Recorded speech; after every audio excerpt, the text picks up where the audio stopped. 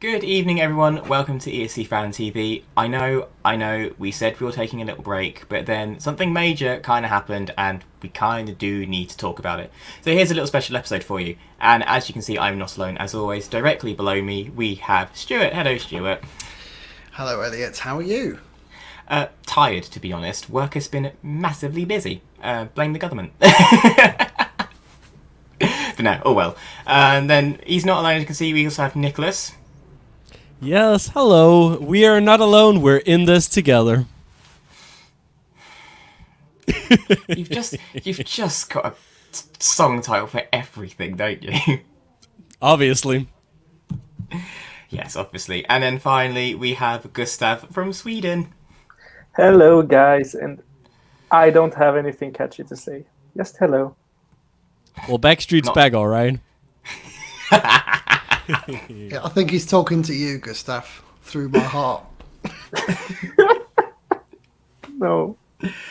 Well, I thought you were going to say like hello, hi, because you love Dolly Style so much, but then I realised that's Stuart, so...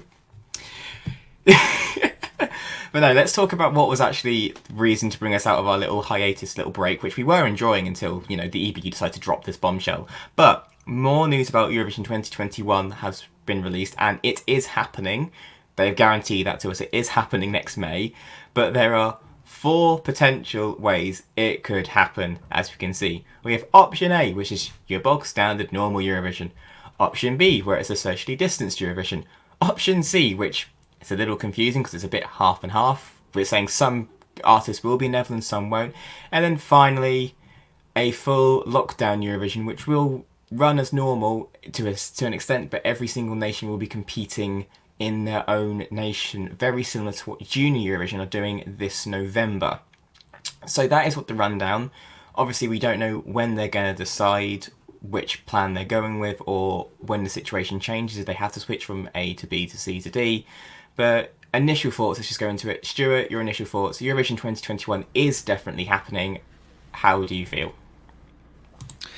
Well, actually, I'm really pleased that the EBU have come out and confirmed the 4 options, because there is a really strong air of transparency about it, which is really important. It's been a horrible year for many, for various different reasons. COVID is one of them. Not seeing people, not being able to do holidays, not being able to do normal run-of-the-mill things. But to get an element of transparency from the EBU that Eurovision will happen next year, I think is really, really good news. The 4 options I think are good, actually, and I think very clearly broken down in terms of what may or may not happen. And but let's hope for option A, shall we? Because that's what everybody wants. But I think the reality probably is somewhere B or C. But yeah, I'm sure we'll talk more later. Okay, thank you, Stuart. Gustaf, what's your thoughts? Because Sweden's taken a very different approach to the rest of the world with this whole pandemic, but you seem to be doing alright with it. So, again, like I said, are you happy that Eurovision has definitely been confirmed this early on, and how do you feel it'll play out, in 8 months' time? Is it 8 months? Something like that. That was a lot of questions, Elliot. Let's see. I'm alive, so apparently we are doing something right. I think it's good that they are coming out this early and telling us what may or may not happen, because a lot of us have been anxious about what's actually going to happen. It's good that we have this news to have something to go on.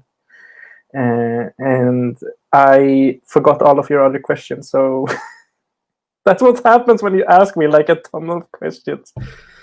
I asked you 2, but sure. That's a ton of questions for me. Men can't multitask, can they? Thank you, though. And Nicklas, obviously the last option is a lockdown Eurovision, which is, as I said, very similar to what Junior are doing, because they're competing from their own nations this year.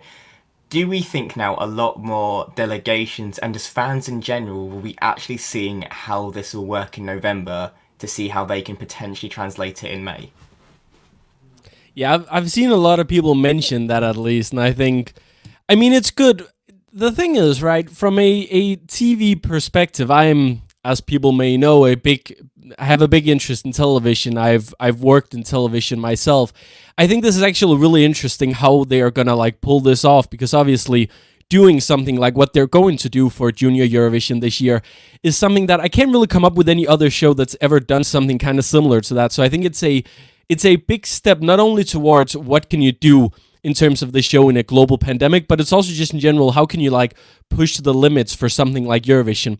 I think it's great that we are at a point now where it's like we can have something to look forward to again. I think many fans were really worried when Eurovision got cancelled. It's the first time it's happened. There's so many things that's happened in the world over the 60 years that Eurovision has been on television, and yet this was the first time that they had to cancel the whole show. So I think a lot of people were worried, was this gonna be the end of Eurovision? But I think the fact that EBU is so strongly looking into options, I think it's a great thing. Not only that they're looking at these options using Junior Eurovision to try out this scenario, but also that they're being so open both to the press, but also just to normal fans like us. They're being so open about what are these scenarios, what are the kind of things we can expect from next year. Because I think in this situation we're in, transparency is so important. And I think having this constant, like, there are these messages coming out. We're only in September, and EBU is already saying we're working on making Eurovision 2021 happen. I think it's so important to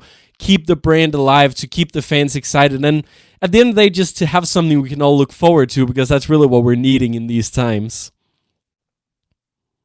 Yeah, I completely agree. I think it's going to like really make Junior a bit of a staple and see what can happen. As long as they don't introduce the online voting like they have in Junior Vision to actually, oh god, no, I'm fine with it.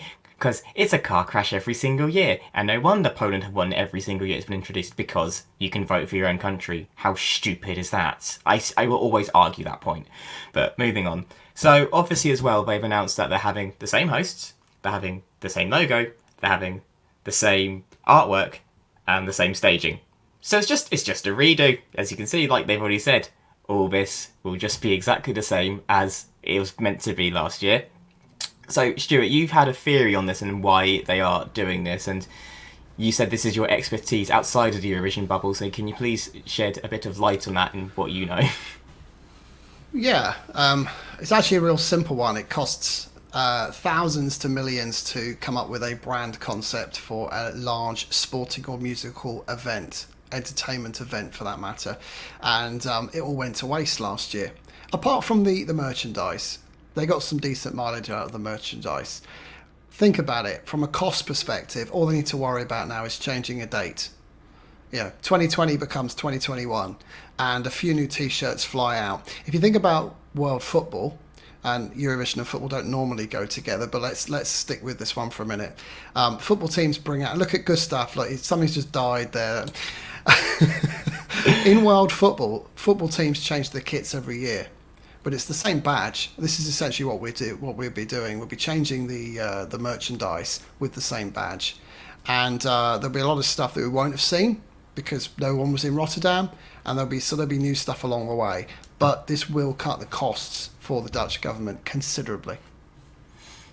Okay, and Gustaf, before Eurovision got cancelled shortly after, we did do a show, and Nicklas made the good point of the reason we weren't having an online contest is because there would be an advantage of how much money you could put into staging and who would be calling you from Skype and who would have a crystal clear picture and things like that. Are you worried that could still happen next year if we do have to have a remote contest? You know me, I'm not worried about anything. I'm like, you do you, and all right, I do me, and but of course there's a possibility, and if that happens, it's going to happen, and that's going to suck, but what happens. Okay.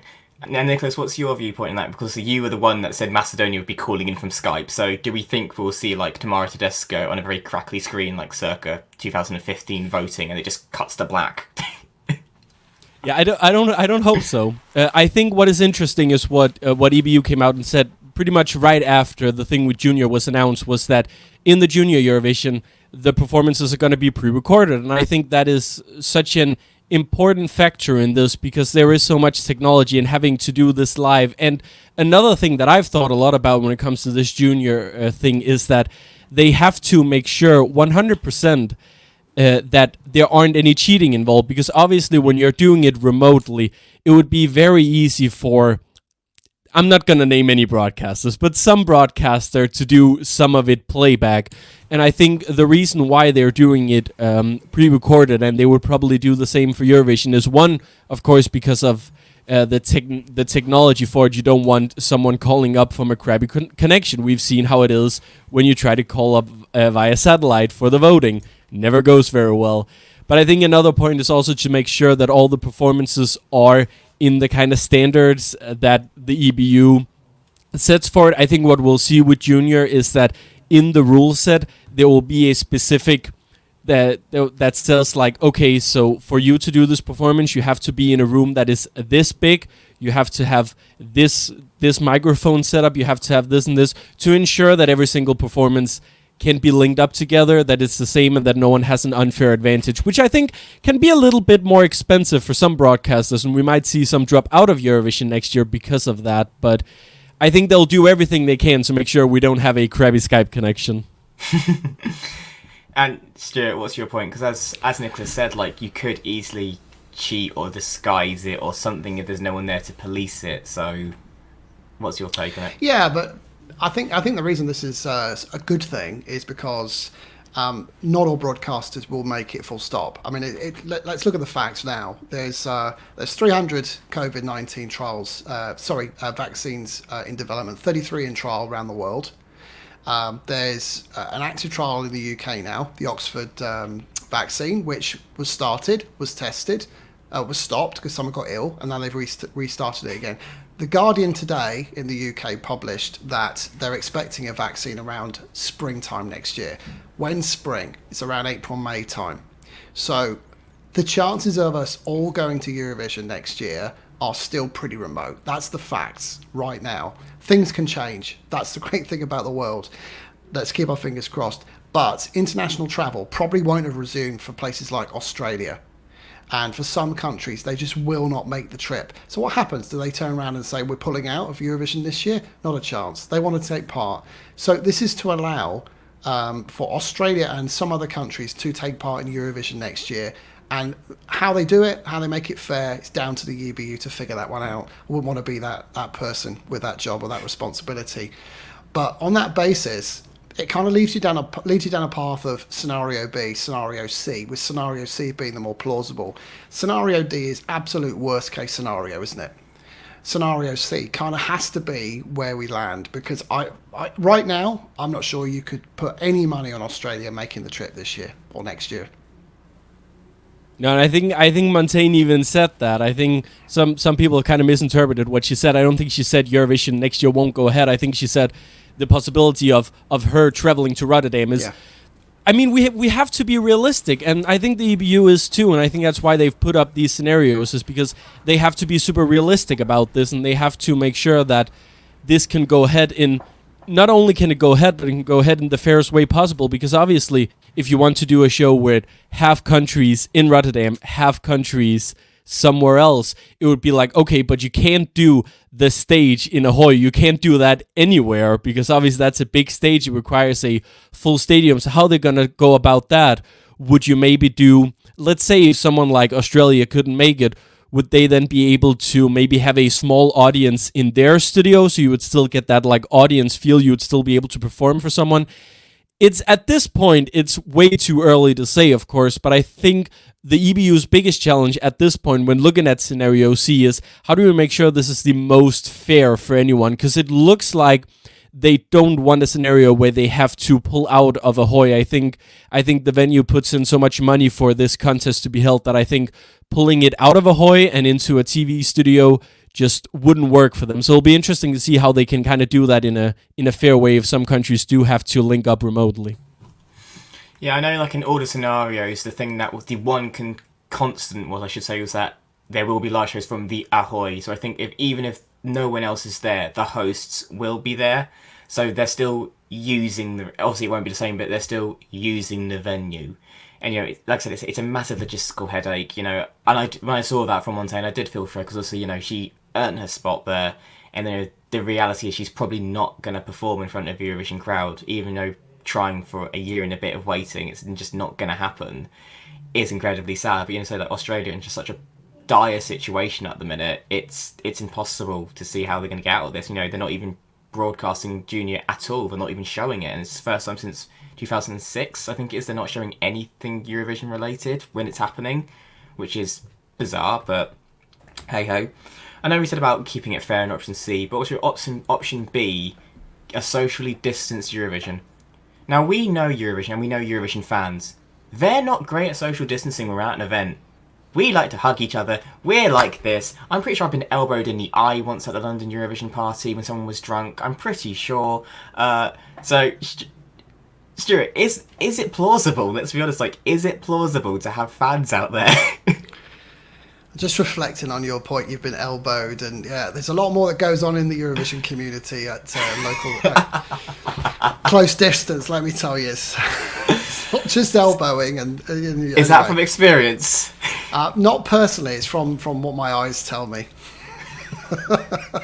Okay. Just don't ever stand at the back of the arena when you're at those fan events. That's all he's gonna say. Actually, no, do, because that's where the bar is, and usually where the most room is. Yeah, so sorry, back to your point, Elliot. Can Eurovision fans self-distance? I think they're going to have to. If it's B or C, we won't have a choice. And I read up on what the EBU are proposing, and it's essentially kind of like cabaret style. There'll be tables with chairs, and I'm kind of curious to see how that will look. It sounds like a little jazz club in the Ahoy, doesn't it? But when you think about how many tickets are going to be sold for each show, or have been sold for each show, it's approximately 7,000. That's the total number of attendance in each show.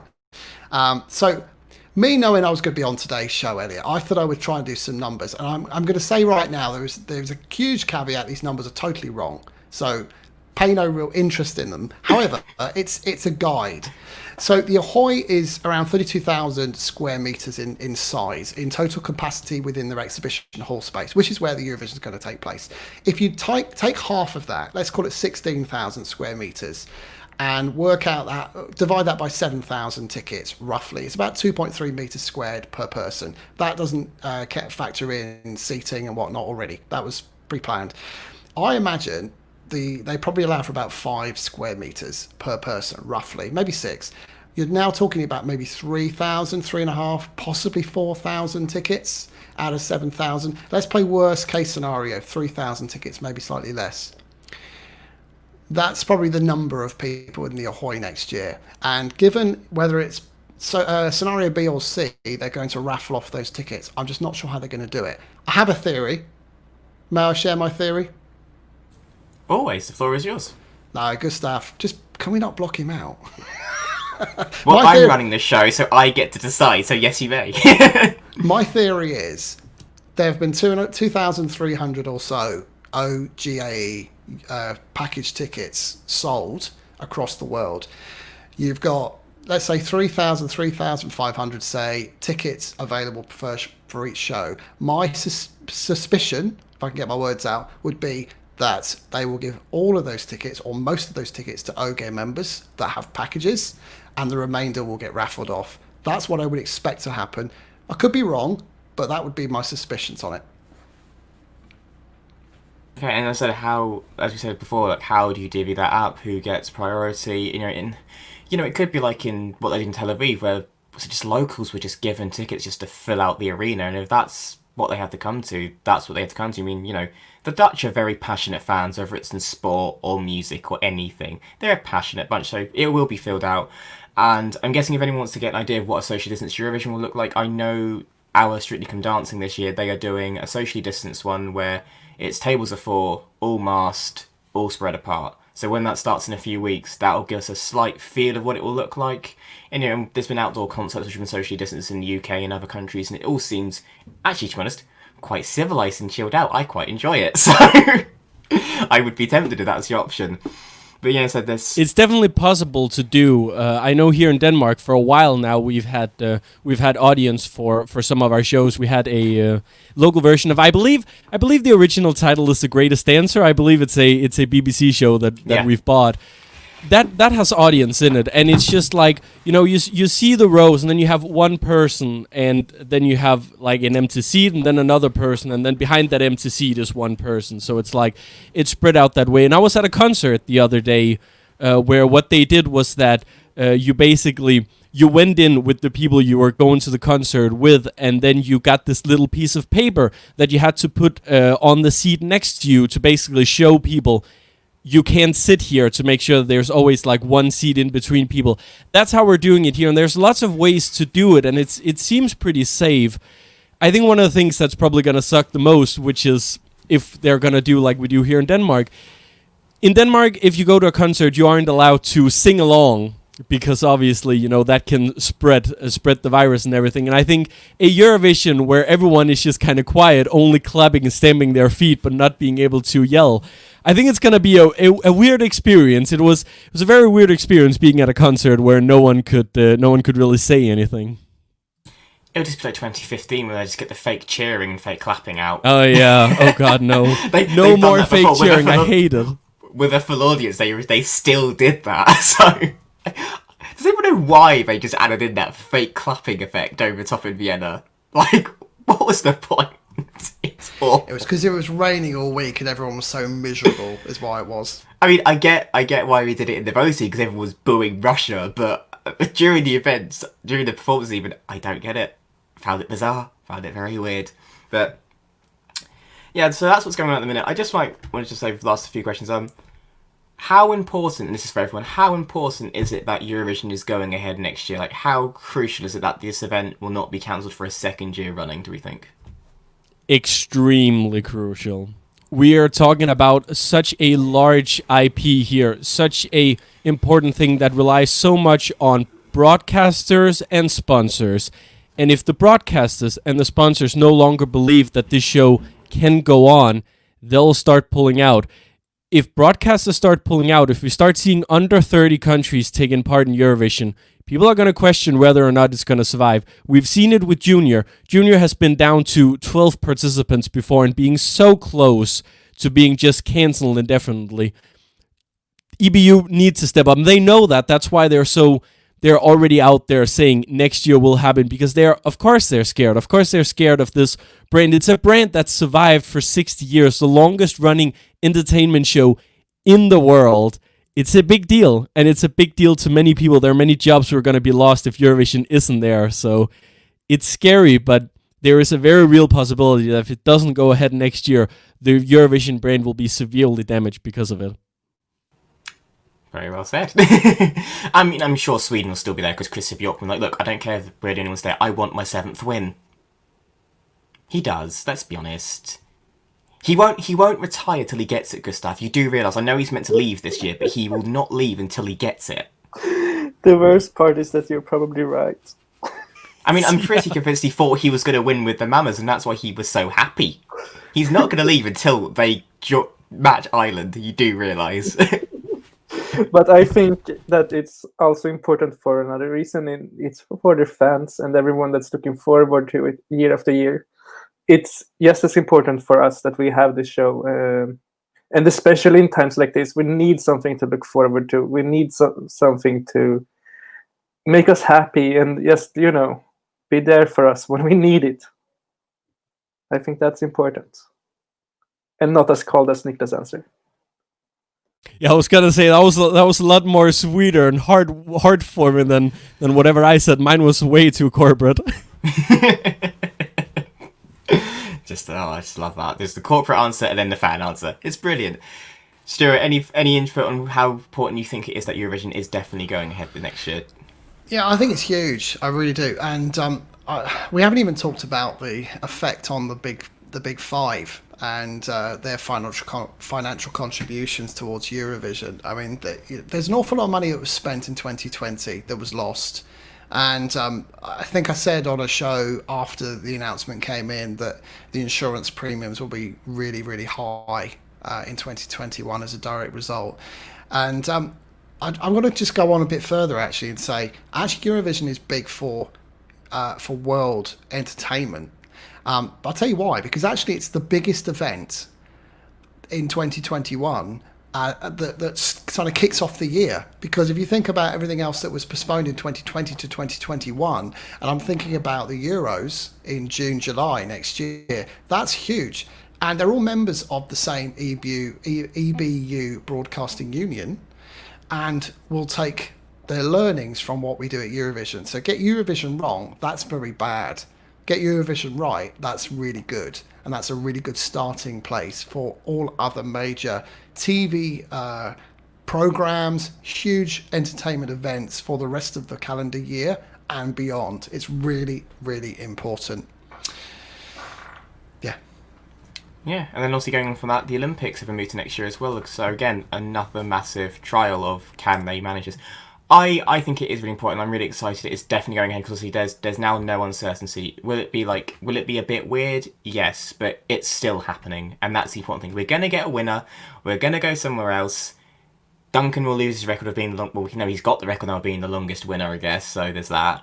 But it will be very interesting. I do think there'll be some strict rules put in place regardless. I do think, like, for example, all the artists will stay in the same hotel, or 2 or 3, they can't like branch out like they normally do. I think they will be restricted just to monitor them, just things like that. And everyone, there's going to be some rules people won't like, but it's that or you don't have your contest. So I think, being a bit blunt and cynical here, I know some people have also said, oh, why couldn't they do this back in May when they cancelled it in March?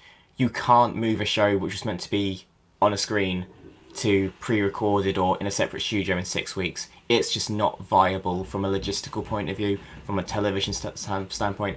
And even when Junior said this is how they're doing it, everyone said, oh, why couldn't you just do that for the adult Eurovision? They didn't have enough time. Like, that's the reality. There wasn't enough time.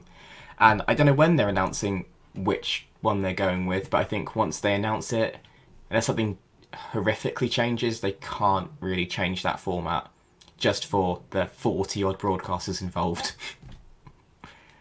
So, I don't know, but yeah, I don't think people realize how much planning actually goes into this. There's so much things, and keep in mind also that in the rule set of Eurovision 2020, it says that Eurovision will be 3 live events held inside of a Hoyrudder Dam. So basically, why they couldn't do it, one of the main reasons was that, well, no broadcasters had agreed to this. They put it up, and I think that's public knowledge. I'm pretty sure it was put in the steering group, the people who are kind of like in control of the Eurovision, where they have like members of the different broadcasters. Different like ways they could do it was put up in the steering group. I think it was the German broadcaster, the Italian broadcaster, who did mention the idea of a remote show, but it was turned down. So it wasn't that they couldn't do it necessarily because of logistics. It was probably also that, but the fact was there was nothing in the rules for them to back it up. They tried with the steering group, but not all broadcasters agreed, so they couldn't do it. And then, like, ironically, Germany's brand new for Junior Eurovision, where they're doing this new thing, and they're the first to select their song. Stuart, you had a question. Go for it, man. Well, I'm just interested in the panel's take on what the activities might be in Rotterdam next year, because traditionally you have a Euroclub, Eurocafe, Eurovillage. The social distancing rules apply. I just wonder whether that might get scrapped, Euroclub and Eurocafe, and whether they just go for a kind of this outside Eurovision village, socially distanced. I mean, it certainly changes the dimension of Eurovision for those that go live, and unless you've been to a live Eurovision, it's very difficult to really explain, because it's all about the community. Eurovision is more about people than the music. More so if you attend these types of shows. So I guess my question was, what's the sort of thought process on how Eurovision plays out live next year outside of the venue?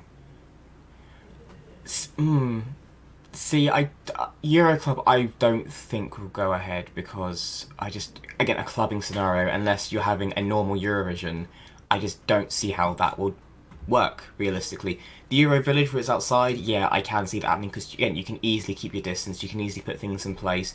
I mean, they could make it a lot more personable, where you're not having these concerts in Euroclub, like, you could just have Q&As with the artists instead outside, and you get a bit more connection, especially like if there's limited press or something. That gives the fans an opportunity, so to speak. It raises different things, but it will be very interesting. And then obviously, like, when we put it off screen as well, obviously the hotels, will they go up or down?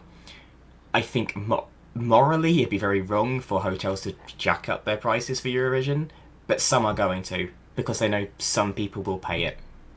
And, you know, they need to get some income from this tourist. That's the thing, Eurovision also, it's a massive tourist hive. It's massive. It's why Amsterdam didn't withdraw. They said, we can't host Eurovision because our tourism is already too high to have 15,000 people then come into the city. And I think that's one of the main things. It's a massive income for tourism to the country and the city. I don't know. As like I said, I've not been to a Eurovision yet, so I can't really comment on the whole vibe and atmosphere. But no, but it goes hand in hand with the tickets. I mean, if there's only 3,000 people going to Rotterdam now, roughly, I mean, it'd be more than that because there'll be people. You'd assume people were going to some shows, not others. That has a massive impact on the price of hotels and all the other kind of stuff that goes with Eurovision. And I know it's pretty meaningless. People probably watching this thinking, "What the hell are they talking about prices of hotels?" Be thankful Eurovision's taking place. But in actual fact, someone who goes live, you have to work out whether financially it's viable. And, you know, if you're paying 700-800 euros for a package, and all of a sudden a hotel price goes from, let's say, 1,500 euros for a week to 3,000 or 4,000, most normal, hardworking people won't be able to afford that. And that in itself is something that the EBU will need to look at as well and somehow manage, because it could potentially be a problem. yeah, love morality discussions on our show. Any final points before we wrap this off? Because we have been talking for about half an hour on this, so this has been fascinating. But any last final points anyone wants to throw out there? Yeah, I'll just make one more if I may, and then I'll be quiet.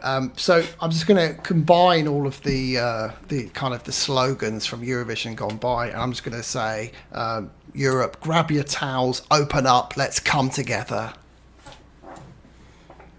Oh dear.